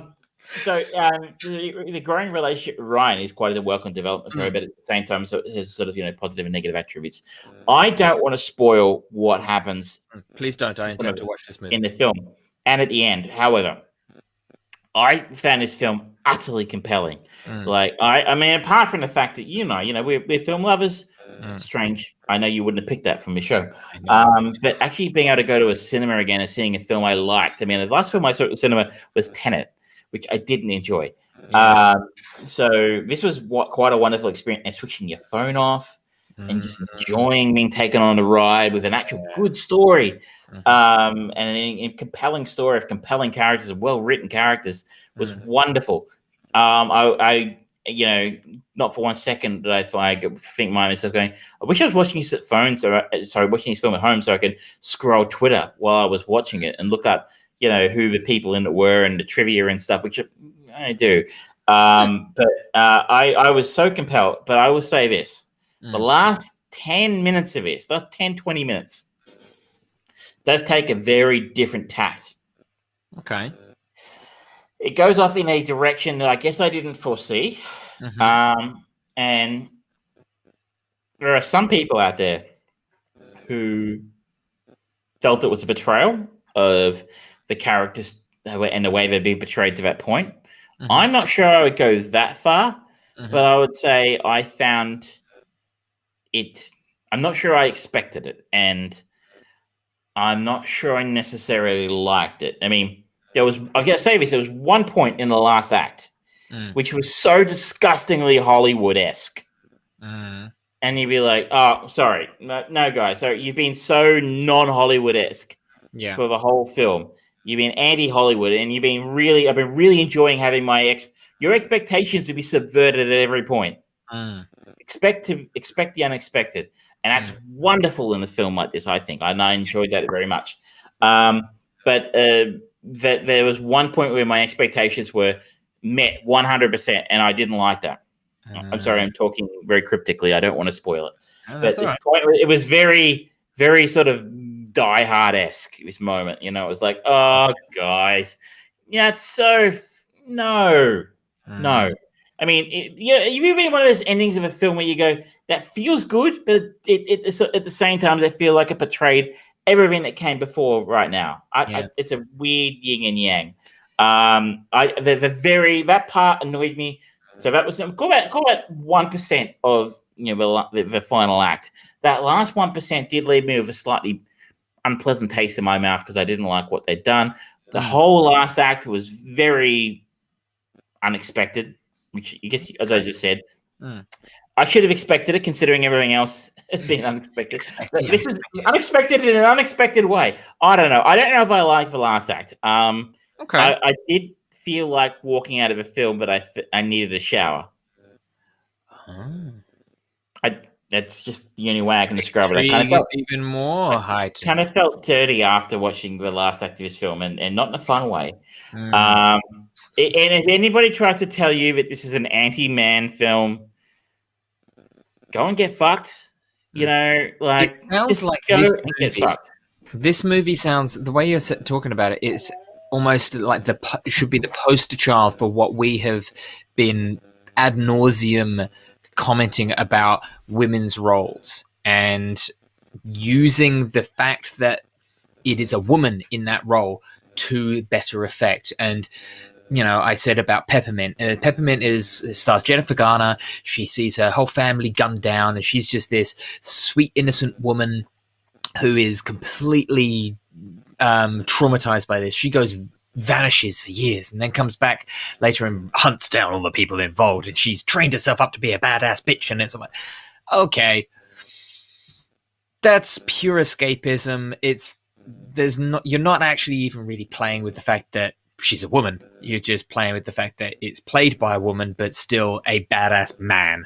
Honestly, this is kind of going, someone is going out and getting some modicum of revenge and justice, but it's not necessarily the way that a guy would think of it. What if John Wick was a woman? Yeah. This is exactly that. This is I'm not a woman, funnily enough. But I would take it on their word that, like I said, this is what the director said, how she felt like she might approach the subject of getting revenge on someone. And yeah, this film looks amazing. It looks amazing. This is a very distinctive look of his film. Has a really bright, candy-esque colors all the way throughout. She's done a wonderful job with how the film looks. She's done a wonderful job working with her actors. She's done a wonderful job writing it. I have said multiple times in the show before, I'm not a fan of Carey Mulligan. I think back to her roles when she was starting to she broke through into stardom. I think she was in Doctor Who, was she not? Yes. But then she was in like An Education, Public Enemies, Brothers, Wall Street, Money Never Sleeps, Never Let Me Go, Drive, The Great Gatsby. In the early 2010s, so sort of a hot streak there. And I didn't like any of those films that she was in, and I didn't like her in any of those films. That's not to say she's a bad actress. I quite liked her in The Big Dig the other week. The Dig, sorry. And this film, I mean, look, here's an interesting idea. I think she should be nominated for an Oscar for it this year. I think it's by far and away the best performance I've seen from a female actor. Is that the right thing to say? I don't know. Best actress nomination. I know people don't like that terminology. Women actress this year, low bar. I understand because there hasn't been a whole lot of shit released this year. Yeah. And that's not to be a diss against Carey Mulligan's performance. I think there haven't been many movies released, ladies and gentlemen. In a strong year, I still think she'd get a nom. I personally think she should probably win it. I think Emerald Fennell should get a Best Director nomination. I think she should get a Best Original Screenplay nomination. We will wait and see. I think it's topical. You know, we're just in Australia in the last couple of weeks. We've had stories about like a female staffer for a minister, a federal minister, a government minister, who was raped, who was accused a fellow staffer of raping her in Parliament House. So this shit happens a fucking lot. And I mean, the idea that it's not men who are not only men who are doing it is not the argument. It's the vast majority of people. And I mean, the scary thing I always come back to get a little bit political for a second is statistically, you and I know someone who does this or would do this because it happens. The amount of women I meet who have had this or something like this happen to them is fucking horrible. And so I find that genuinely disturbing, the idea that either I know somebody who has done this or who would do this given the opportunity. And that's terrifying. Yeah. I mean, and it's not going to happen to me, right? Obviously, probably. I mean, you know, people tearing my clothes off. It happens occasionally, you know. It comes with a stardom of being on a show like this. Celebrity has its. I'm sorry, I shouldn't be making a joke about it, but it's anyway. That was kind of what in addition to being a wonderful piece of art, it is also, politically speaking, a film that will make you think about, and it'll put you for 5 minutes in the shoes of, you know, a woman who, you know, has had too much to drink and, you know, are deeply at risk of something like this happening. Yeah. All right. So if you can see it at the cinema in Australia, it's still showing. I saw it last weekend. Please see it if you're an American. I think it came out in December in the States. If any cinemas are open over there, keep an eye out for it on VOD, I guess. Cool. All right. Nice. I just want to do a quick catch up on Clarice episode 2, if that's all right. Cool. So we talked about episode 1 of Clarice last week, and we were both generally kind of underwhelmed. We had a lot of questions and posited a lot of issues that could potentially come about with the show. Most importantly is, how do you get a big bad villain that doesn't diminish the value of Hannibal Lecter that they apparently cannot use, versus actually being lame. And the first episode was an interesting start, and it captured the period of the rest of it quite nicely. I was curious to see where it was going to go, and episode 2 came out the other day, and there's not really any connective tissue to any larger story.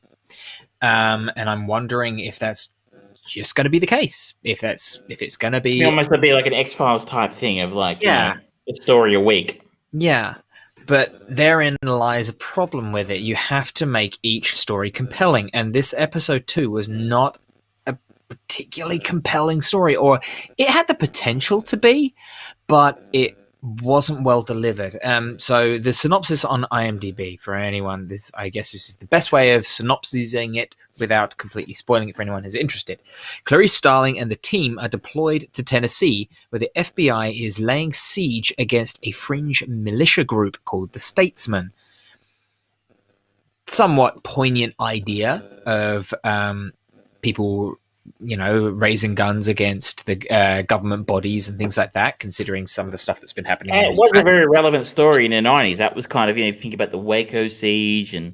Exactly. I kind of think that's very relevant. And the Waco siege is referenced numerous times throughout this, and they don't want another Waco, is basically the crux of it. And it's that is an interesting point of entry into an episode with a character who has been displayed as dealing with PTSD or not dealing with PTSD, I guess is the more accurate way of putting it, and building a rapport with this new team that she has been put into control with, and building levels of trust. And there's some interesting character work that goes on between her and a couple of members of the team, but there are a lot of people in this team, and it's like, I don't know their name. I don't think it's actually important for me to know their name because they're not really talking, and I don't. Yeah, but Clarice Starling, played by Rebecca Breeds, still good.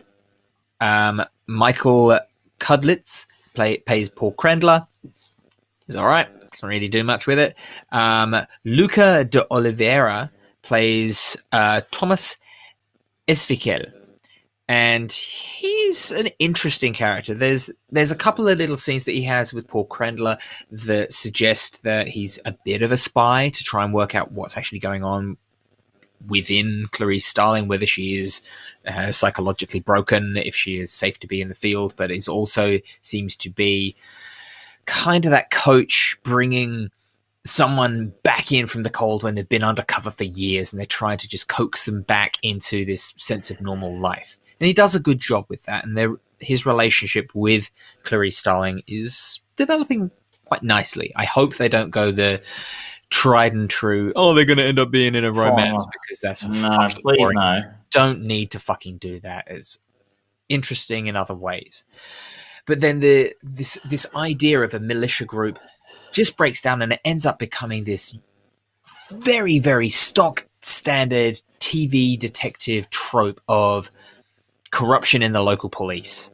And it's like, oh, well, that's not actually interesting. And there's loose threads of a story behind it, suggesting that maybe this complex that is under siege is like a hub for a lot of where some politicians are getting a lot of their leverage dirt from.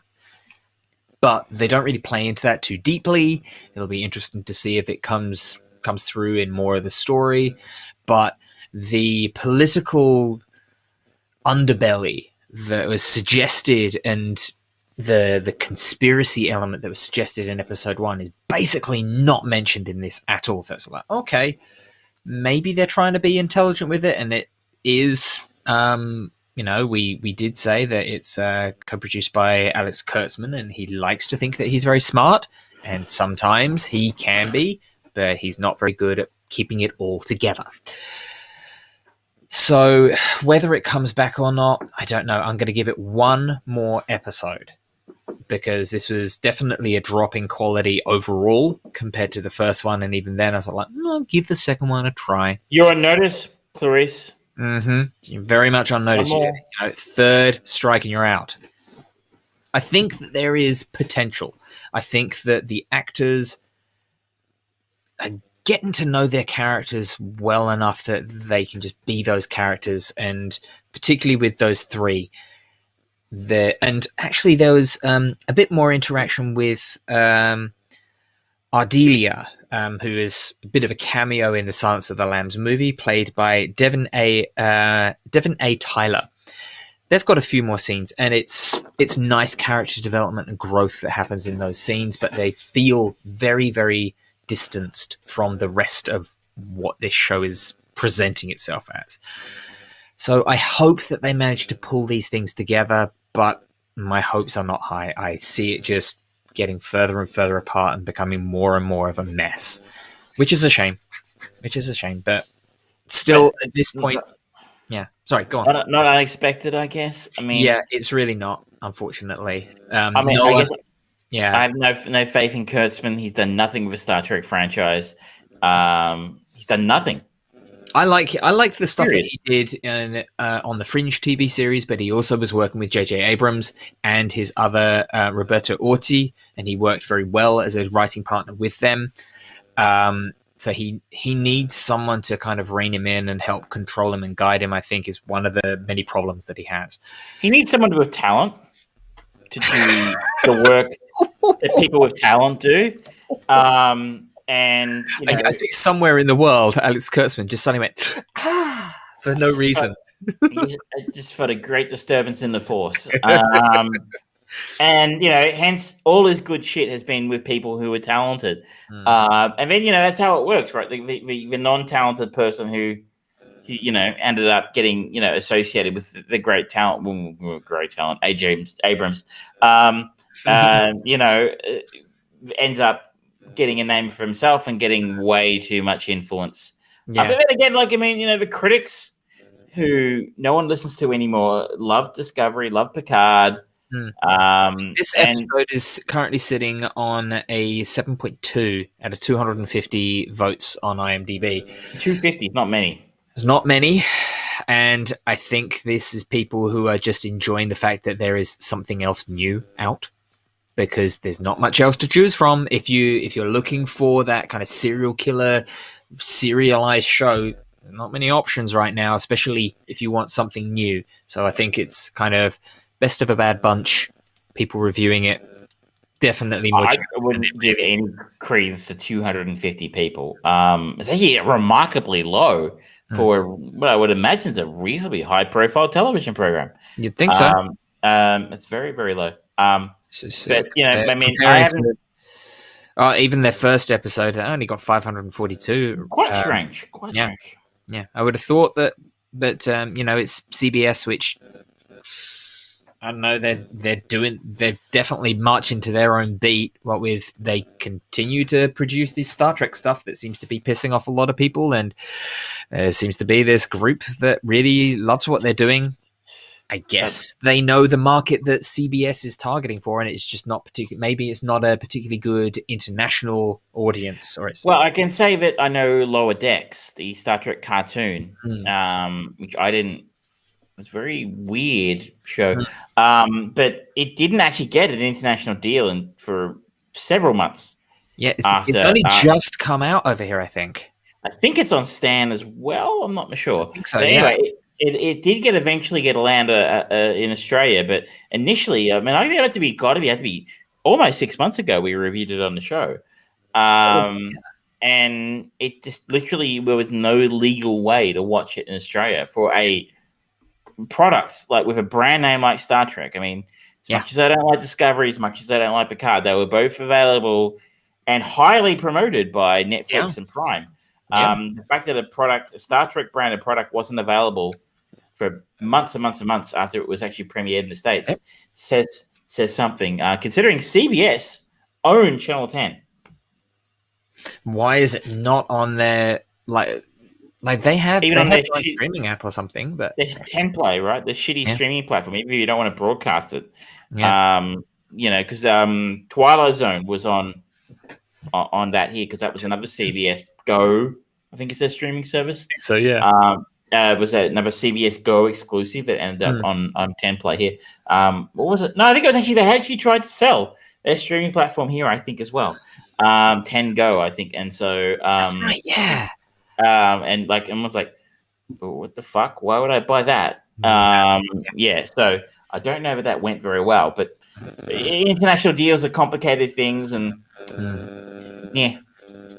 Now, just to finish off the episode, if I might, speaking on the international deals of things, it was finally revealed the international options for watching Zack Snyder's Snyder Justice League, and it is coming to HBO Max, it is coming to Foxtel, and it is coming to Binge.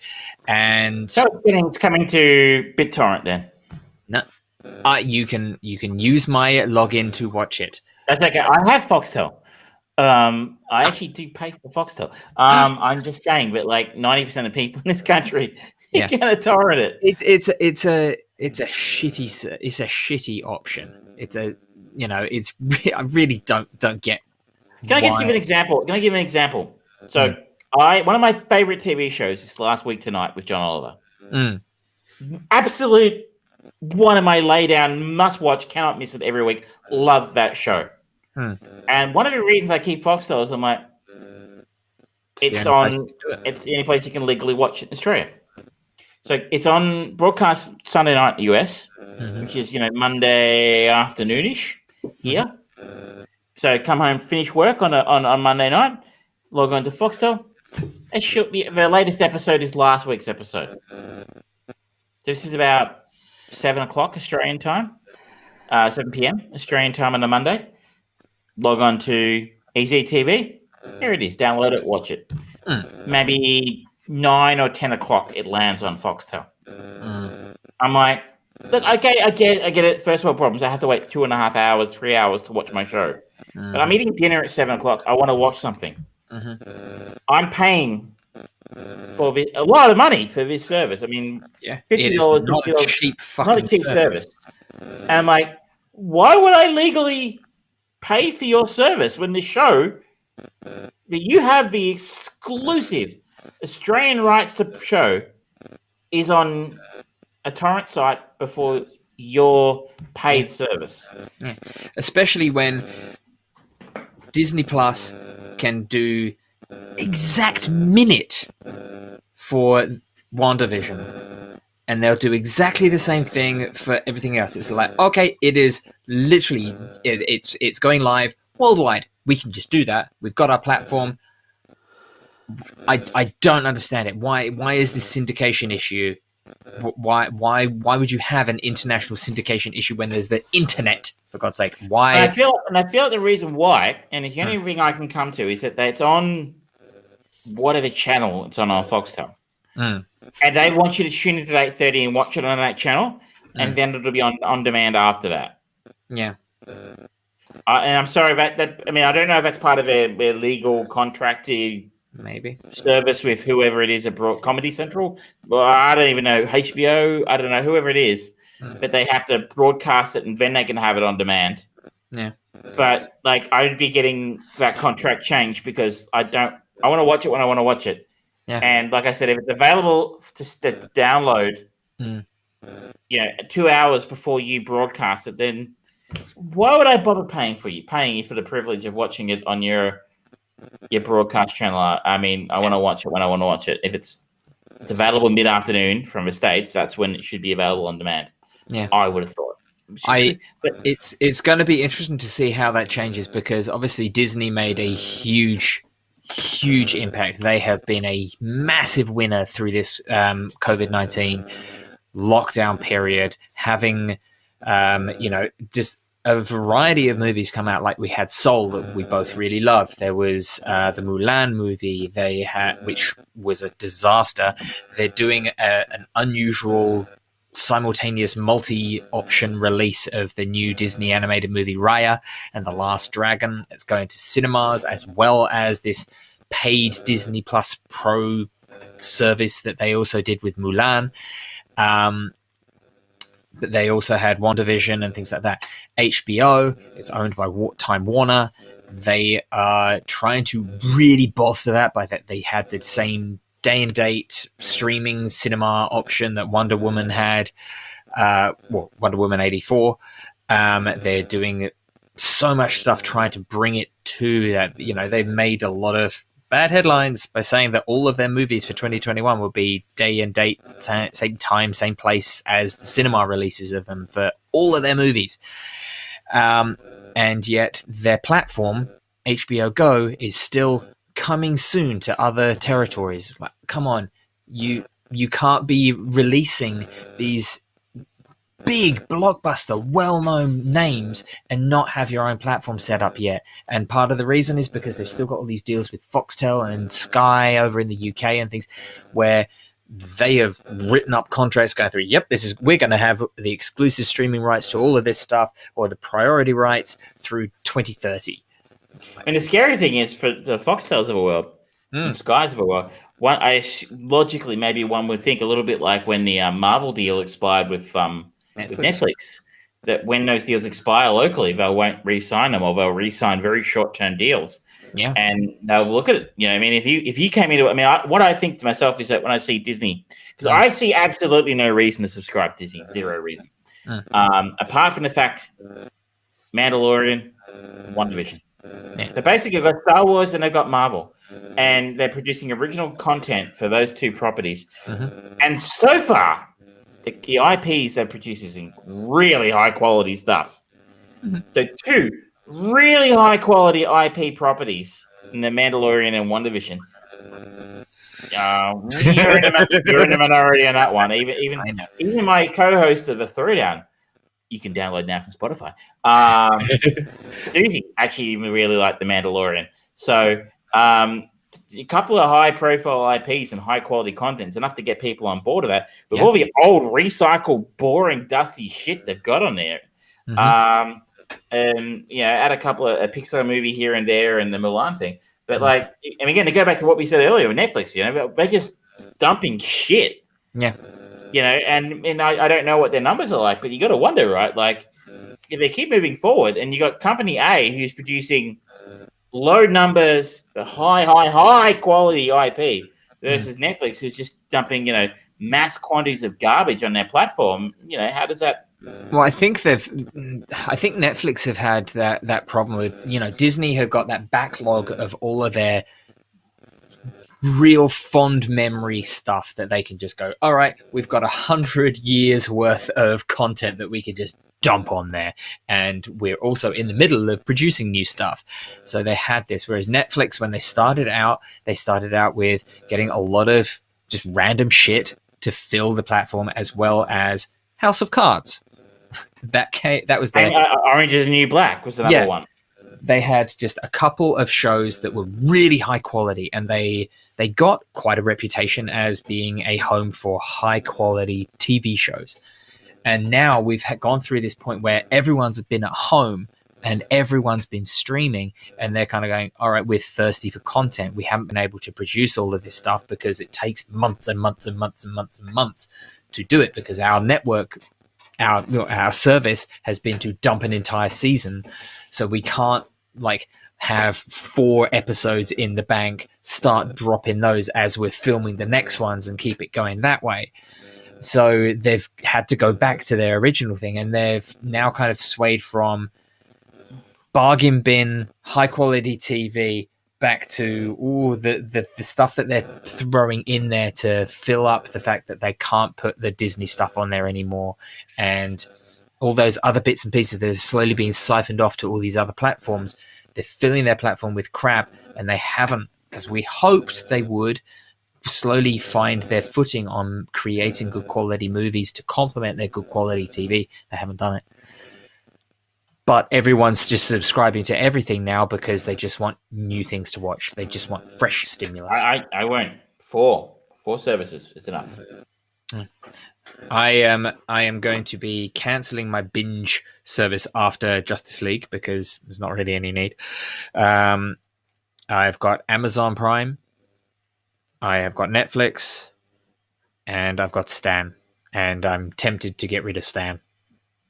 I'm tempted to get rid of. I did sign up for Foxtel for a while, maybe a year ago. So now when we went to lockdown the first time, and I actually tried to cancel it recently. They're like, "Would you like a $15 a month discount?" I'm like, "Yeah, maybe." Makes me think. Should I just cancel it and go straight to sign up for the dark side of Disney Plus, right? I mean, shit. Maybe I'd find more to watch on there. I don't know, but but I also signed up just recently for YouTube Premium, I must say, because I watch a lot of YouTube, and having no ads on YouTube, that does sound gorgeous. It's so good. I mean, I know they're doing it to annoy me, but they have succeeded. We're just pestering you into submission. They pestered me into submission, and I'm like, straight away, I feel like it's a better investment of $15 a month than the money I'm spending on Foxtel. Considering, like I said, the legitimate legal reason to watch it, I'm like, I can get it faster getting it illegally. Yeah, which Anyway, ladies and gentlemen, I think I'm going to call it there because we've been talking for nearly an hour at this point. Hour? Generous. 2 hours, sorry. I don't know what I'm talking about. Time is an illusion, and lunchtime doubly so. All right, so just to sum up, we were talking about Whiplash from 2014. We are going to be going on following... what the hell's his name? I've forgotten his name. The actor. That guy who was in that thing last week. That guy in the thing. Yeah. Only the Brave. We're going to be watching Only the Brave next week. Only the Brave. We reviewed episode 7 of WandaVision. Miles Teller. Thank you. Yes. We talked about the new sci-fi movie on Netflix, 2067. Travis talked about the delightfully disturbing and alternative brilliance of Promising Young Woman. I just had a recap of episode 2 of Clarice, and we just talked a little bit about international streaming. So please, if you feel like it, ladies and gentlemen, join us in our watching of Only the Brave and WandaVision episode 8, and maybe if you're watching it, Clarice episode 3. And we will be back next week. Don't forget you can follow us on Facebook at facebook.com/FriedBrainProductions, on Twitch, twitch.tv/TheFriedBrain, and on YouTube, youtube.com/FriedBrainProductions. Please like us, subscribe, and follow and join in. We'd love to hear more about your recommendations for movies, TV shows, that sort of stuff. We do also talk about music and other things too. We've just been doing a lot of movie and TV recently. Until next time, ladies and gentlemen, good night. Good night.